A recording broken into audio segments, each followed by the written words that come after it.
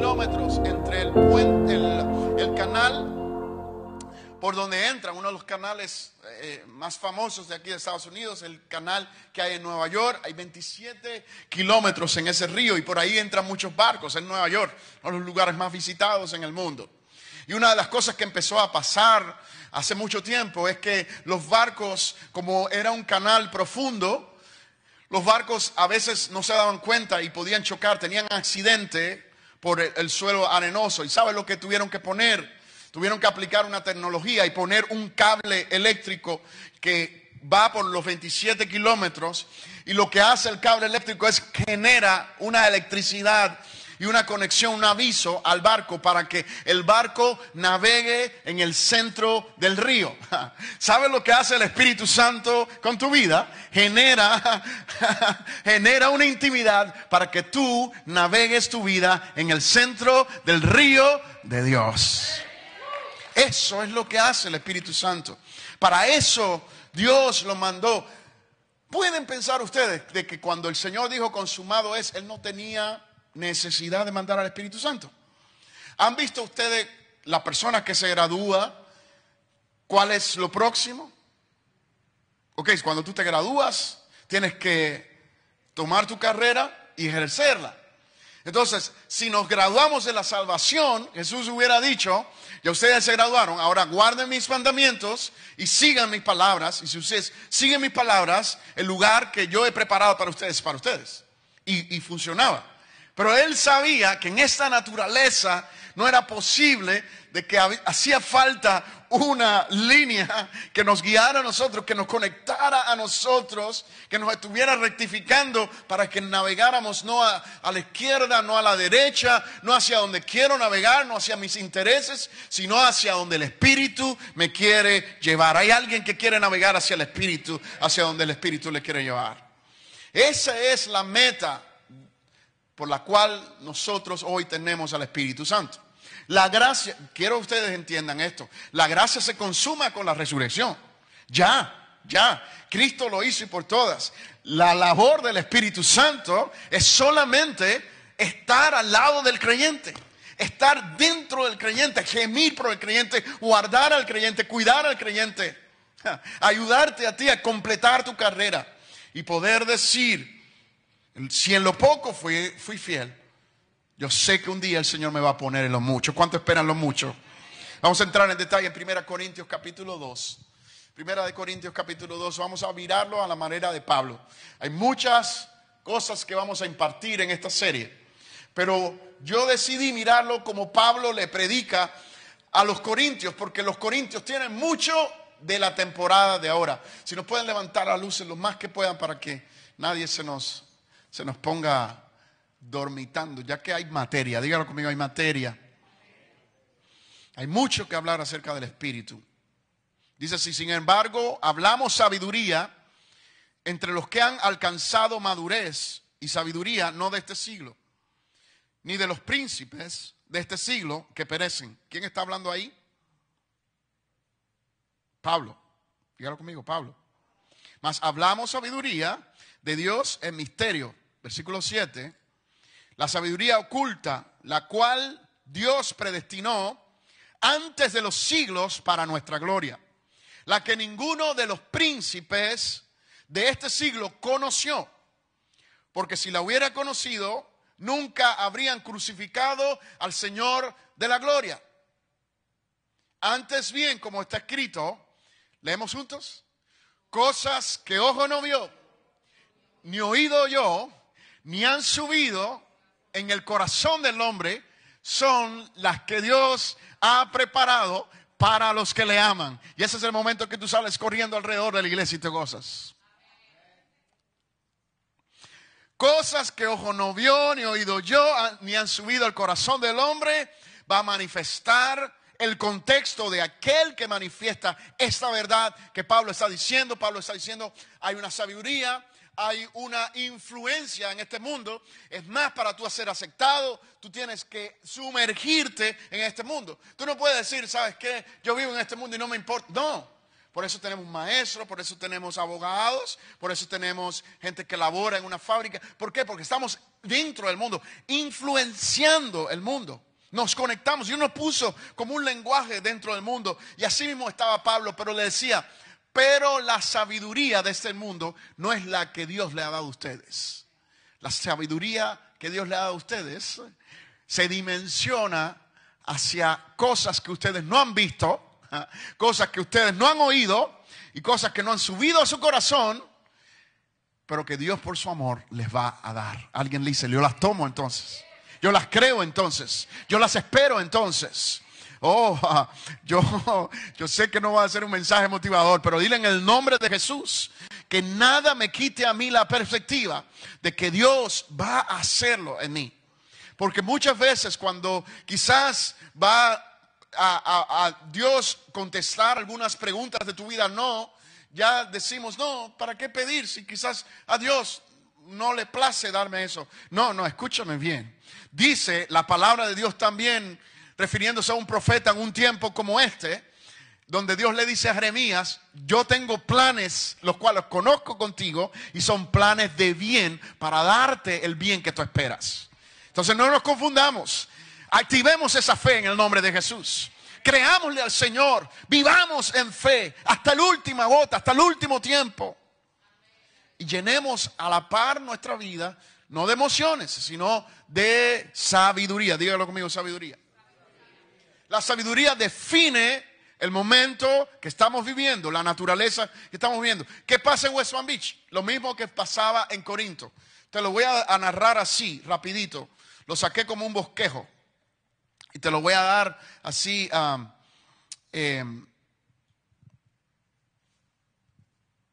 como una referencia. Pero Pablo, en el libro de Corintios, que es una de las cartas más poderosas que escribe, él habla acerca de estos problemas. Y usted me dice, si hay alguna coincidencia con el tiempo que estamos viviendo,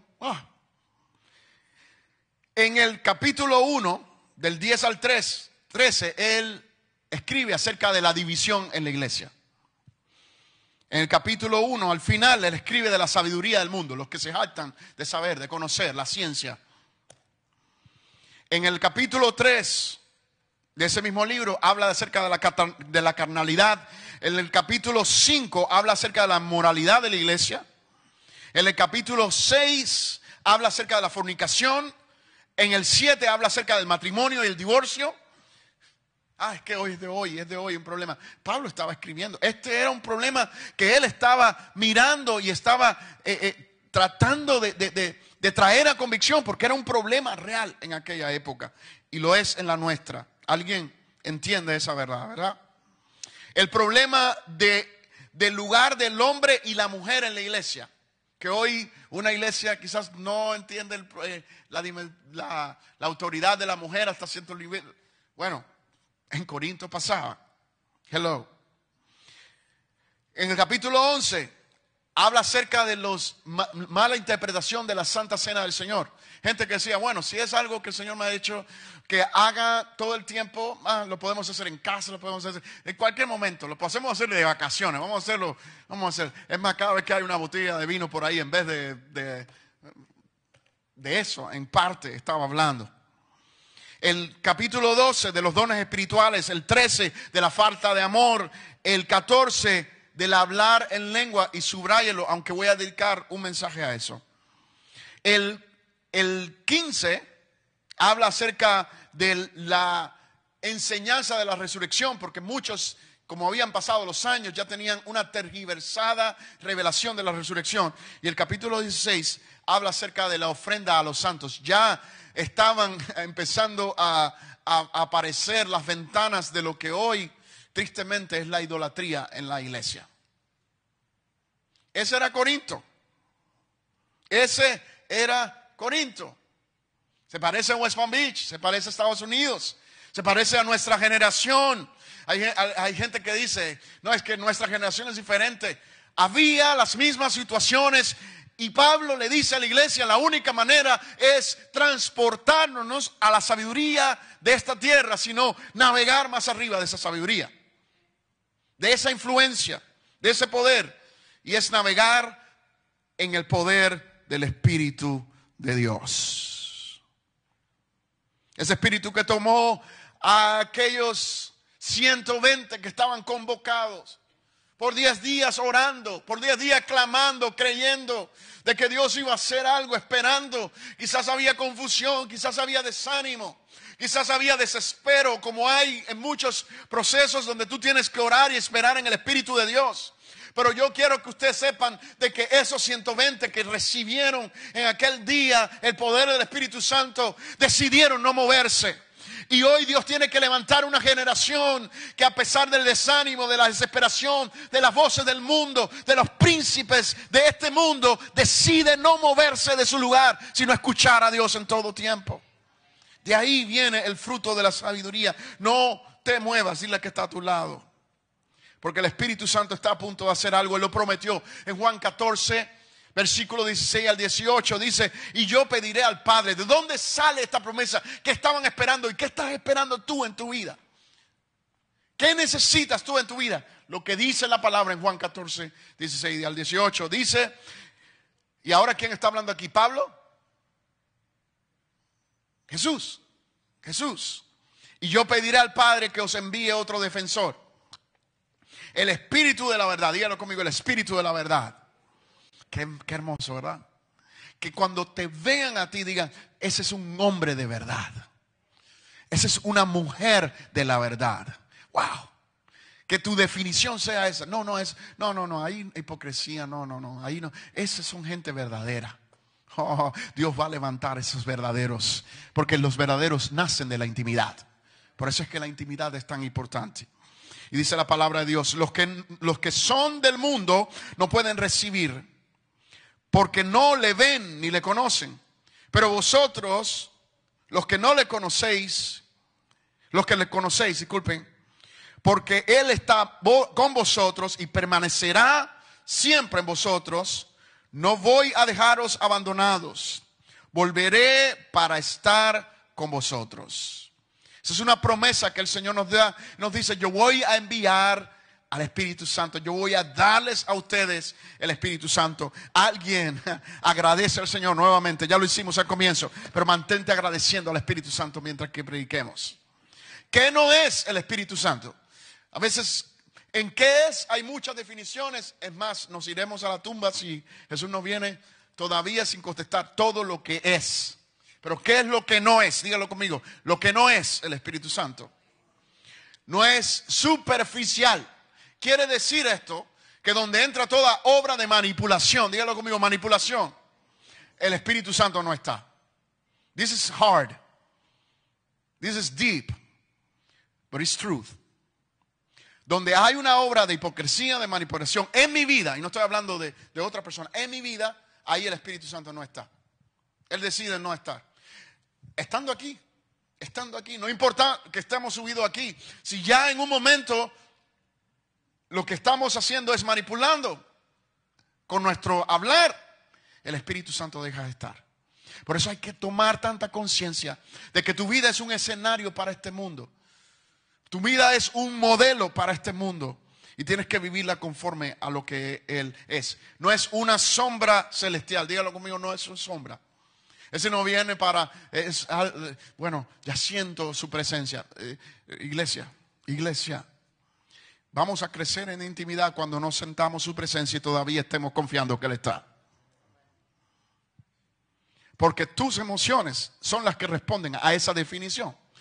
Tú no dices: yo siento su presencia porque Él te dijo. Tú sientes su presencia porque tus emociones, I got chill, I got broken, I got spoon, no sé, ayúdame. Todo, tears, todo. Se me mueve, me puedo mover, empiezo los pelos, todo eso. Pero todo eso está en el área de mis emociones. ¿Cómo responden? Y no es malo. Dios nos dio eso para que nos expresáramos. Es posible que yo no pueda terminarles este mensaje. ¿Por qué? Porque mis emociones responden a aquel que me salvó, aquel que me da la vida. Yo no puedo hacer otra cosa que creerle a Él. Pero va más allá, dígalo conmigo, más allá. Que aún esa sombra celestial o esa fuerza impersonal quiere decir de que tú no conoces al Espíritu de Dios hasta que no te dediques a conocer su persona antes de sus beneficios. Y es que estamos tan necesitados en esta vida que vamos a estar seducidos a pedir los beneficios antes que la persona. Pero ponte a pensar en una relación natural donde tú ves a la gente. Si tu relación con alguien, mi relación con mi hermano, con mi hermana, estuviera solamente basado en lo que yo puedo recibir de él o de ella, quizás pudiera durar los primeros tiempos, pero va a llegar un momento donde la persona va a decir: lo único que yo veo que estoy al lado de esa persona es por los beneficios que le doy, pero realmente no me ama. Imagínense ustedes si el Espíritu Santo llega a pensar así de nosotros, porque lee en nosotros un corazón que no ha aprendido a amarle y a confiarle todo lo que hay en su ser. ¿Sabes cuál es la muestra de que tú amas al Espíritu Santo? ¿Alguien quiere entender y evaluarse su vida? A ver, levante su mano derecha. Nosotros queremos amar al Espíritu Santo. Bájala. Tiene que entender y tiene que evaluar su vida de que el mayor placer que haya en su corazón sea rendirse al Señor, adorar al Señor. Si cuando usted hay cosas en su vida que, dígame, no, pero esto es mejor. ¿Tú sabes lo que es ir a la iglesia? Hoy todavía ahí. Usted no tiene un compromiso con el pastor, usted no tiene compromiso con una iglesia, usted no tiene, mire, hay gente aún predicando a la gente que está en las redes, gente que se ha divorciado de la iglesia.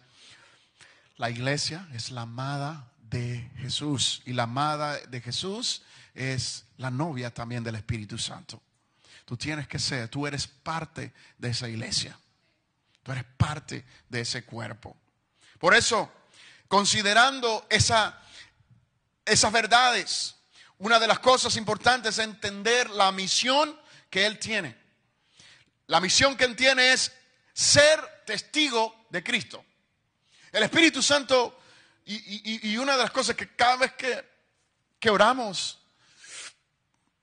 el lenguaje que se nos ha venido por cientos de años y como que ya se ha hecho como una escuela, es que hablamos y decimos por el poder del Espíritu Santo, pero por el poder del Espíritu Santo. Pero no nos referimos a Él como la persona a la cual Él quiere que sea honrada. Como testimonio, como el testigo de Dios. Eso está en Juan capítulo 15, 26. Él habla a los corazones de la gente. Él habla la verdad de Jesús. Cuando tú tengas algo en tu vida y estás confundido, mira, escúchame bien, ¿sabe por qué hay inmadurez y malas decisiones en ti? Porque no hay suficiente Espíritu Santo reinando en tu vida. Uy, no me van a decir amén, pero voy a seguir. Él revela la voluntad de Dios. Ay, este negocio es para mí. Esta casa es para mí. Esta decisión es para mí. Esta temporada, esta relación es para mí. ¿Sabe quién revela eso? No es el pastor. Cuando usted viene al pastor, ya usted viene con una decisión. Y viene a decirle al pastor que lo oiga todo el tiempo. El pastor se tiene que sentar ahí a escucharle todo el tiempo. Pero eso no lo va a poder hacer con el Espíritu Santo. Porque ya le dije que cuando usted trata de manipularlo, él se fuma. Él es sensible. Y habita en la santidad solamente con un deseo de agradarle y decirle: yo sé que ya mis pasiones se mueven, pero lo único que yo quiero es agradarte a ti. Porque hay una sola vida y si puedo vivirla, la viviré conforme a tu propósito en mi ser. Oh, Él habla, Él todavía está hablando. Dice Juan capítulo 14, 26, dice: el Espíritu Santo es el defensor que el Padre enviará en mi nombre. Él enseñará todas las cosas y recordará todo lo que he dicho. Si hay escasez de revelación, si hay escasez de decisiones en mi vida, es porque no entiendo esta palabra. Jesús me lo dijo. Jesús te lo dijo, no te lo dice nadie más. No te lo dice un profeta, te lo dice el mismo Cristo. Cuando venga el Espíritu de la verdad, Él los va a guiar a toda verdad. Tenemos que caminar en esa palabra. No hablará a su propia cuenta, sino que dirá todo lo que oye y os hará saber las cosas que van a suceder. Imagínense cómo camina alguien que camina en esa dimensión. Alguien que camina confiando en el Espíritu Santo, entendiendo el poder del Espíritu Santo. Ese entiende entonces esta verdad que entendió David aún fuera de la gracia.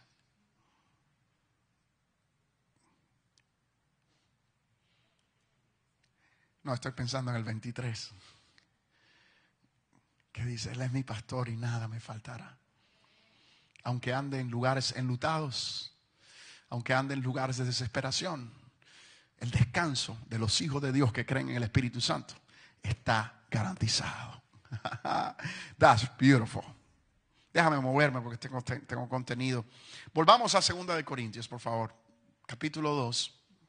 Y una de las cosas que Pablo dice, hermanos, yo sé que ustedes me van a juzgar mis palabras. Yo lo sé, porque ustedes son gente que juzga la ciencia.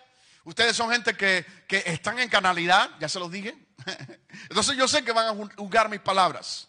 Pero mira cómo él comienza. Para que ustedes sepan, él les dice en el versículo 1, pero lo usé después, ya que quería centrarme en las palabras que Pablo dice a continuación. Pero esto, así comienza, escribiéndole esta porción de la carta. Hermanos, cuando fui a vosotros para anunciaros el testimonio de Dios, no fui con excelencia de palabras de sabiduría. Yo no vengo a convencerles de algo personal. Yo vengo con un mensaje, dígalo conmigo, con un mensaje. Pues me propuse no saber entre vosotros cosa alguna, sino a Jesucristo y a este crucificado. Y estuve entre vosotros con debilidad y mucho temor. En mi naturaleza, en mi sabiduría, yo estaba atemorizado. Sí, estaba débil. Estuve temblando. Y mi palabra ni mi predicación fue con palabras persuasivas. Yo no les hablé en esa dimensión. Yo vine a hablarles con la demostración de aquel que vive en mí y el poder que Él ha depositado en mi vida. Sino con la demostración del Espíritu y de poder. Para que vuestra fe no esté fundada en la sabiduría que yo les pueda dar o que los hombres le puedan dar alrededor, sino en el poder de ¿quién? ¿El poder del quién? Dilo alto. Convéncete. Aplícalo. Ponlo en tu fridge. Ponlo en tu frente. Díselo a tus hijos. No habrá otro destino mejor que caminar en el poder de Dios. Que obrar en el poder de Dios. Que creer en el poder de Dios. Ahí está la vida. De aquí sale este principio o pensamiento. Tu vida es una reflexión de aquel a quien tú escuchas. Tu vida es una reflexión de aquel a quien tú escuchas. Si hay temor, hay una voz que se debe callar. Si hay preocupación, hay una voz que se debe callar. Si hay celos, si hay contienda, si hay falta de amor, hay una voz que se tiene que callar. Gracias. En el mismo capítulo 2 dice, Dios la reveló a nosotros. ¿Está conmigo? ¿Tiene su Biblia ahí? Está diciendo, no es algo que le va a predicar a alguna persona y ustedes digan, wow, qué bueno está el mensaje. Dios se la reveló a ustedes. No es un buen mensaje el que le estoy dando. Es tu vida personal llena del Espíritu de Dios. Es tu vida personal creyendo de que Él es tu guía, creyendo que Él es tu consejero. Él la reveló a nosotros por el Espíritu. Porque el Espíritu todo lo escudriña, aún lo profundo de Dios. Porque ¿quién de los hombres sabe las cosas del hombre sino el Espíritu del hombre que está en él? Así tampoco nadie conoció las cosas de Dios sino el Espíritu de Dios. Y nosotros no hemos recibido el Espíritu del mundo. Alguien dice amén ahí. Quiéralo o no lo quiera, obliga a tu carne a decir esa verdad para que tu espíritu se aliente dentro de ti. Y nosotros no hemos recibido el espíritu del mundo, sino el espíritu de aquel que proviene de Dios, para que sepamos lo que Dios nos ha concedido, lo cual también hablamos con las palabras enseñadas por sabiduría, no con palabras enseñadas con sabiduría humana, sino con las que enseña el Espíritu, acomodando lo espiritual a lo espiritual, pero el hombre natural no lo percibe, que son cosas del Espíritu, porque para él son locura y no las puede entender, porque se han de discernir espiritualmente.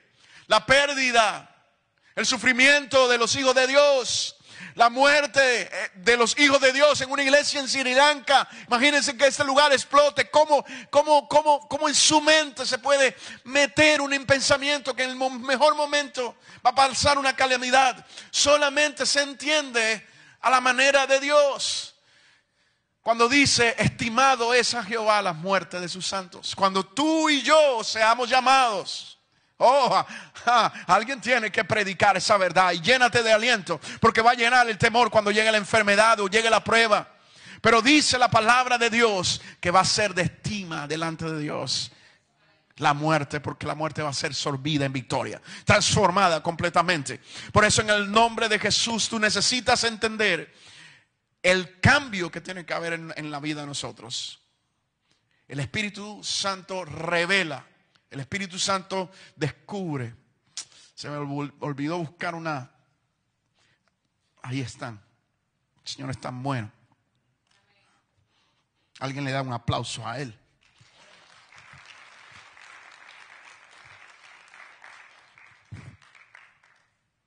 Ok. Dígalo conmigo. Él revela.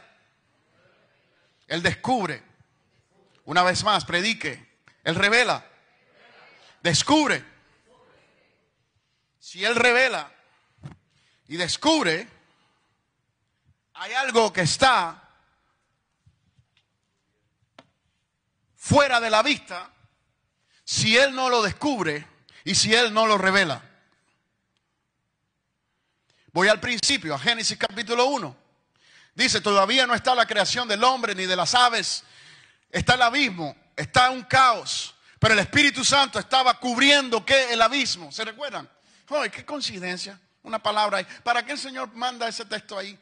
Porque Él cubría lo que estaba pasando en el dedo de Dios. Voy más profundo todavía. Esta palabra, que muchos tienen temor de que se le caiga al piso o algo así. Él es el que la cubre y Él es el que la revela. En otras palabras, si tú no lo tienes a Él en tu corazón y en tu devoción, si tú no lo tienes a Él en tu día a diario, tú no puedes saber la verdad que hay. Está escrita, pero no se va a ser revelada a tu vida ni a tu corazón, porque necesita ser uncovered. And the only one that can do that is the Holy Spirit. El único que puede hacer es eso, es el Espíritu Santo. Porque Él escribió entonces. ¿Por qué? Porque hay un momento en mi vida que se tiene que descubrir. Entonces todo en mi vida está bajo. Él es el que la revela.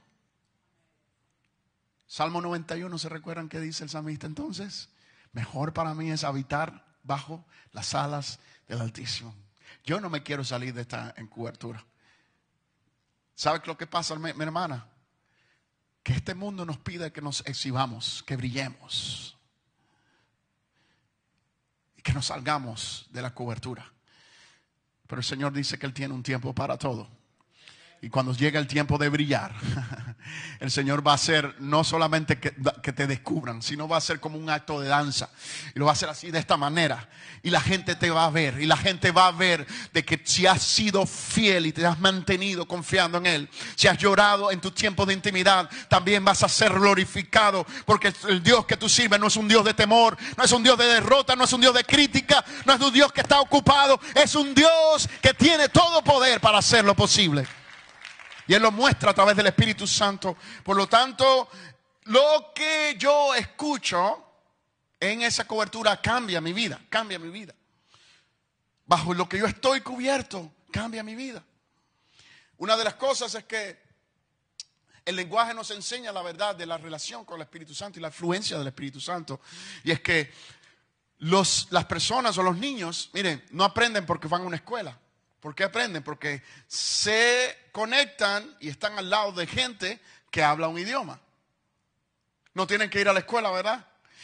Los hispanos dicen, ay Dios mío, ¿y cómo le vamos a enseñar inglés al niño? Llegan a este país y dicen, ¿cómo le vamos a enseñar inglés? Y en el menos tiempo que se preocupan, ven al niño mirando los muñequitos y interactuando, o los cartoons, y interactuando con el televisor y diciendo, y cantando,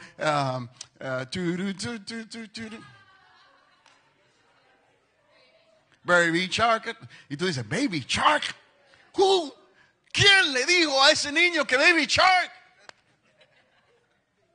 ¿Quién le dijo a la iglesia lo que tiene que hablar? No lo habla un profeta, lo habla el Espíritu de Dios. Si tú caminas con Él como caminó Enoc, tú vas a llenarte del lenguaje de fe. Has estado al lado de personas que solamente hablan del lenguaje de fe. Gente que es completamente positiva. Dile, es más, haz una declaración y dile al Señor: Señor, yo quiero acabar con toda negatividad. La negatividad no es de Dios. Dios hasta el infierno, hasta descender al infierno, no lo puso negativo, sino dice: al infierno descendí para arrebatar las llaves. Dice, cambia todo en ti de la manera que Dios quiere hacer. Dios tiene un plan en todas las cosas, y esas cosas no se revelan en nuestra vida, porque una de las cosas que no pasa en nuestra vida para que se desarrolle ese lenguaje es nuestra ocupación. Dígalo conmigo: ocupación. Business. This is the country of business. We're so busy that when we come to the presence of God, we're so tired. We're so wasted. We're so exhausted. Thank you, my brother. It's coming. That we don't have the passion. We don't have the love. We don't have the words, the understanding.